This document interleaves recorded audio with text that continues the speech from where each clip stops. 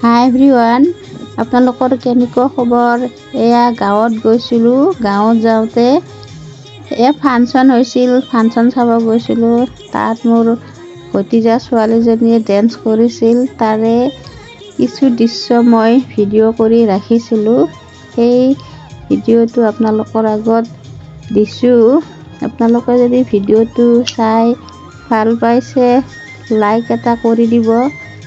তাইৰ উজ্জ্বল ভৱিষ্যতৰ কাৰণে। তাইৰ ডেন্সটো কেনেকুৱা লাগিছে আপোনালোকে কমেণ্টত জনাবচোন।